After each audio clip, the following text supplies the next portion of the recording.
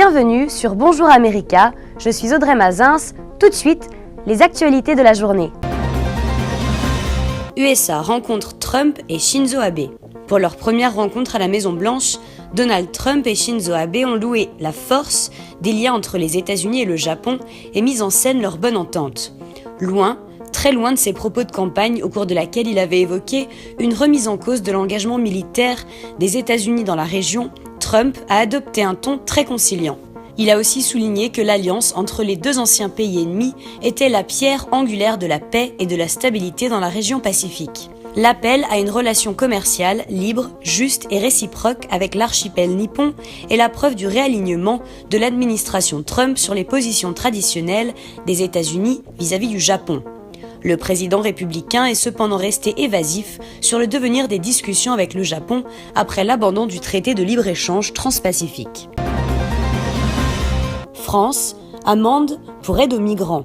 Le verdict a été clément pour l'agriculteur de la Roya qui a été jugé pour avoir aidé des migrants à la frontière franco-italienne. Ce vendredi, le tribunal correctionnel de Nice a condamné Cédric Héroux à 3 000 € d'amende avec sursis.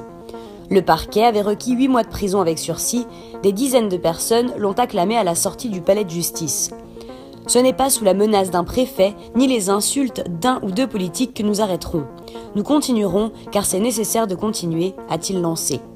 Son procès pour immigration clandestine s'était tenu en janvier dernier. Les juges l'ont condamné pour avoir pris en charge des migrants sur le sol italien, mais il a été relaxé des autres faits qui lui étaient reprochés, notamment l'installation de migrants dans un centre de vacances désaffecté de la SNCF et l'aide au séjour et à la circulation de migrants en situation illégale. Allemagne, un attentat évité après des arrestations. Nouveau coup de filet antiterroriste en Allemagne, un Algérien et un Nigérian, âgés d'une vingtaine d'années, connus pour leur lien avec la mouvance salafiste, ont été arrêtés à Göttingen. Les enquêteurs pensent qu'ils préparaient un attentat, sans en dire davantage sur l'état d'avancement de leur projet ou leurs cibles potentielles.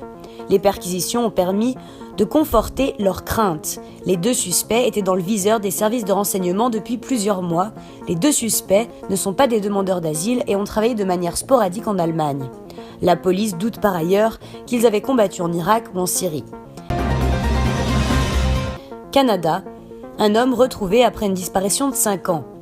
Un Canadien disparu depuis près de 5 ans a été retrouvé au Brésil après avoir erré des semaines en pleine forêt amazonienne, parfois pieds nus, au beau milieu d'une jungle abritant jaguars et caïmans.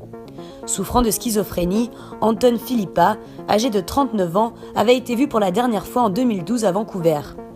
Le 28 novembre, la police brésilienne l'avait repéré d'abord sur une autoroute de Ji-Paraná, dans l'état de Rondônia au nord-ouest du Brésil, alors qu'il slalomait dangereusement entre les voitures et les camions.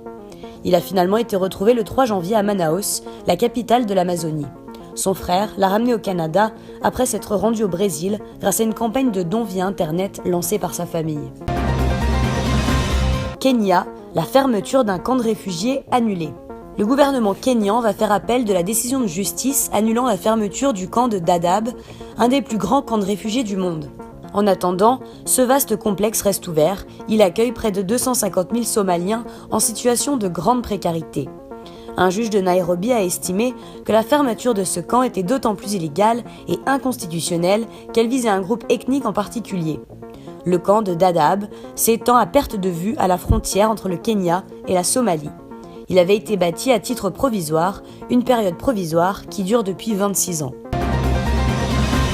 Suisse. Conflit sur la naturalisation de descendants.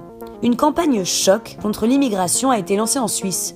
Celle-ci intervient à la veille d'un référendum visant à faciliter la procédure de naturalisation des petits-enfants d'immigrés. Pour accélérer la procédure, le gouvernement propose que les demandes de naturalisation soient examinées directement par les autorités fédérales et non plus traitées au préalable par les cantons et les communes.